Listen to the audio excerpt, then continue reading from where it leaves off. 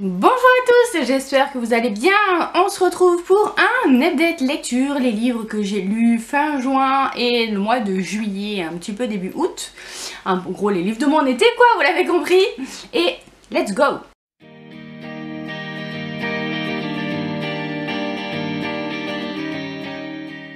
Le premier roman que je vous présente, c'est un qui est dans ma pile à lire depuis des années. On me l'avait offert, je l'ai enfin lu, c'était Comment trouver la femme idéale ou le théorème du homard de Graeme Simsion.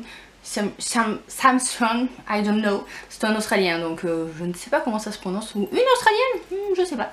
Bref, c'est l'histoire de Don qui a un gros problème. Il veut trouver une épouse, sauf qu'il n'arrive pas à trouver l'épouse 100% parfaite qui conviendrait à tous les critères de recherche qu'il a élaborés. Don, c'est un héros pas comme les autres, un petit peu avec un profil particulier, je dirais, vous le découvrirez vous-même, je pense, qui n'a pas trop l'esprit romantique et qui est vraiment d'un sens très pratique, c'est quand même très intelligent, c'est un génie quoi, qui n'a pas beaucoup de sens social et alors qu'il recherche une épouse, il va tomber sur Rosie qui est vraiment pas du tout une femme à première vue faite pour lui, qui va avoir besoin de son aide parce qu'il est professeur en génétique pour essayer de retrouver son père biologique. Elle suspecte quelques personnes et du coup il va l'accompagner dans ses recherches. Et c'était vraiment mignon, c'était touchant. Le personnage de Don, clairement, il porte tout le roman parce qu'il est vraiment attachant. Il y a un petit peu d'humour, il y a des situations un petit peu rocambolesques. Et une petite histoire d'amour qui se met en place, qui est mignonnette comme tout. Bref, ça m'a fait passer un très bon moment de lecture. Il y a une suite, je sais pas encore si je vais la lire ou si je vais m'arrêter là. En tout cas, c'est un roman, comment dire, sans prétention, mais qui quand même fait très bien le job. Donc si vous avez envie d'une lecture mignonnette, drôle, sans prise de tête pour l'été, ça pourrait convenir. On continue avec un livre qui là pour le coup est, je pense, à l'opposé, mais vous savez que je fais souvent ça quand j'alterne mes genres de lecture. J'ai lu Vox de Christina Dalcher qui me faisait envie depuis sa sortie VO. Et pour tout vous dire, je suis un petit peu mitigée quant à son propos. J'ai trouvé le contexte très original, très bien fait, assez réaliste, puisque dans cette histoire, en fait, les hommes ont pris le pouvoir et imposent aux femmes un quota de mots qu'elles ne peuvent pas dépasser au risque de se faire électrocuter parce qu'elles ont une sorte de poignée qui est là pour compter les mots qu'elles disent dans la journée.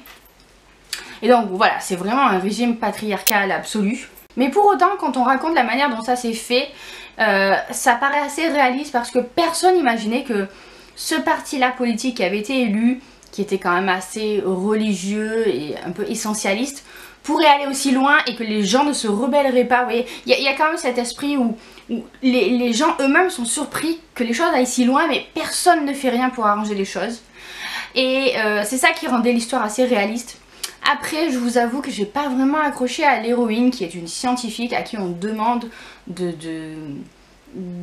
faire une sorte d'antidote à une maladie, enfin une sorte de remède à une maladie, mais elle va se rendre compte que l'État va peut-être utiliser ses créations pour autre chose encore, et elle va essayer de se battre comme ça contre le système. En fait, le problème de ce livre, c'est que je l'ai trouvé un peu trop froid. L'héroïne est très froide et j'ai pas réussi à m'attacher à elle. Ce qui fait qu'ensuite, le reste de l'histoire, qui a un côté très scientifique, puisqu'en fait, tout se passe dans un labo. Genre, je saurais pas dire de quoi, mais un labo médical et scientifique, quoi. Fait que je m'attendais à un peu plus d'action, de révolte, et on l'a que vers vraiment la toute fin du livre. Sinon c'est vraiment assez lent comme histoire. Donc voilà, j'en ressors un petit peu mitigée. Je pense que je m'attendais à plus d'action et plus de revendications. Ça n'a pas été le cas, mais après j'ai aimé le côté vraiment assez réaliste de l'univers et les prises de réflexion que cela nous apporte, ça nous amène à faire quoi.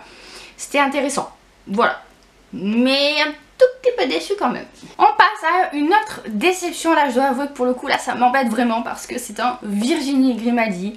C'est quand nos souvenirs viendront danser. Je me suis dit ah Virginie Grimaldi qui parle de personnes âgées, ça va être trop bien.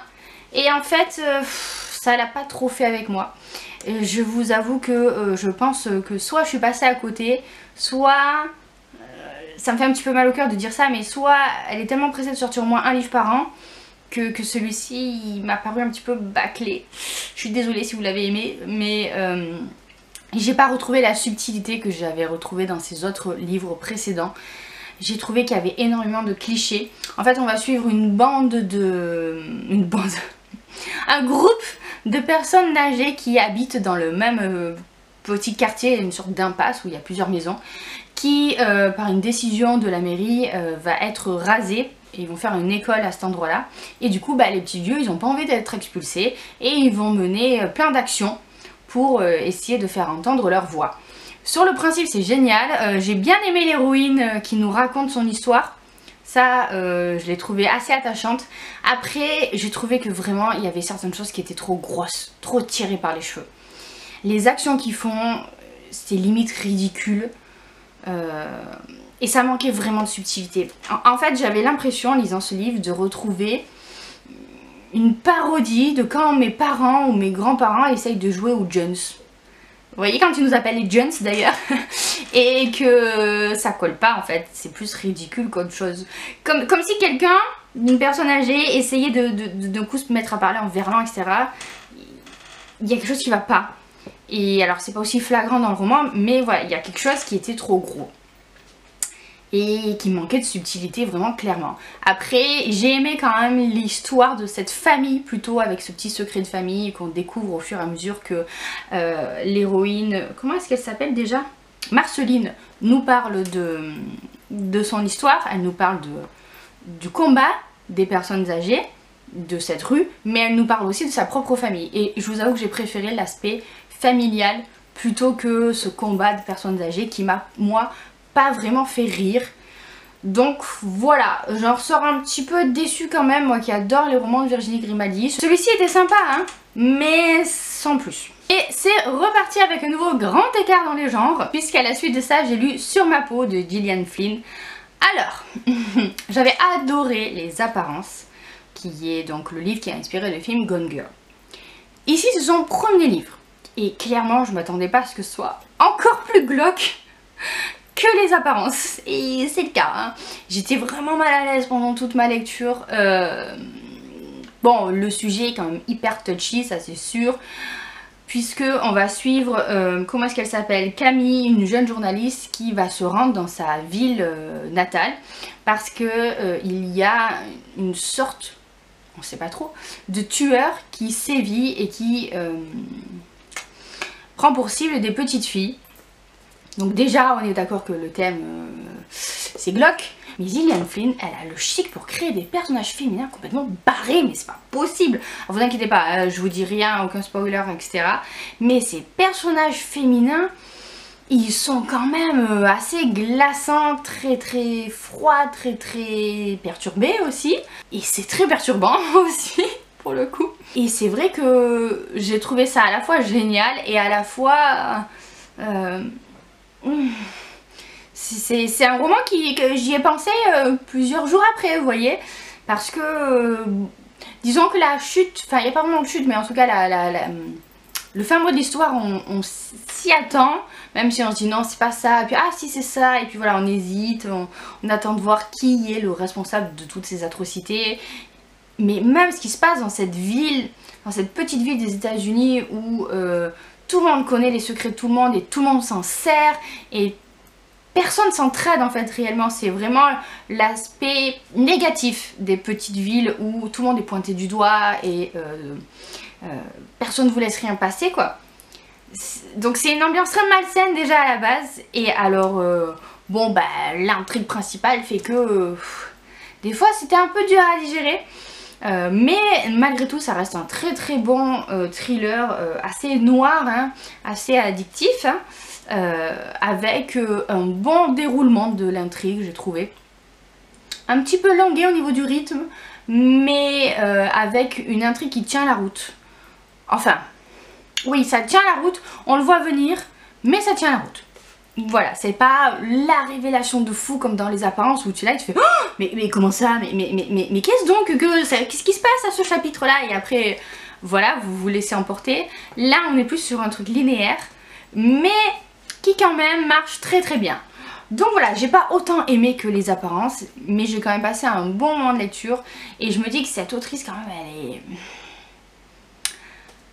elle est assez perverse, hein. Et pour terminer très très vite, j'ai relu une de mes romances historiques préférées qui est Escorte de charme de Sabrina Jeffries. J'ai pas relu le tome 1 parce que c'est censé être un tome 2. Ah bah tiens, j'avais laissé le marque-page dedans. J'ai pas relu le tome 1, j'aime juste ce tome-ci. Et j'aime beaucoup cette romance historique parce que ça va se concentrer sur deux personnages qui ne peuvent pas se blairer et qui font bon gré mal gré une sorte d'association pour essayer de faire face à une situation, on va dire. Et il y a plein de joutes verbales, il y a plein de répliques marrantes, etc. Après, je vous avoue que j'ai quand même un petit peu moins aimé que ce dont je me rappelais dans mes souvenirs. C'est-à-dire que j'ai trouvé ça bien, je trouvais ça très bien. Mais il y a vraiment deux parties dans cette histoire. Une première partie qui est génialissime et une deuxième partie qui est un petit peu plus frustrante et convenue. Donc voilà, j'ai quand même été très contente de le relire parce que ça faisait un moment que je voulais le relire et que je prends jamais le temps de relire les livres que j'aime. Donc j'étais contente, mais un tout petit peu sur ma faim. Malgré tout, je vous le conseille quand même si vous arrivez à mettre la main dessus. Je sais pas si elle est encore disponible parce que c'est le problème avec les aventures et passions. Parce que c'est vraiment une romance historique très chouette. Voilà donc pour cette vidéo, j'espère qu'elle vous a plu, j'espère que je vous ai peut-être donné envie de lire certains livres ou pas, n'hésitez pas à me dire ça en commentaire, n'hésitez pas aussi à liker la vidéo, c'est très important pour faire vivre la chaîne, c'est vrai que l'algorithme YouTube parfois est un peu complexe, ou à vous abonner si ce n'est pas encore fait. Et sur ce, moi je vous fais plein de bisous, je vous souhaite de très bonnes lectures à venir et à bientôt dans une prochaine vidéo.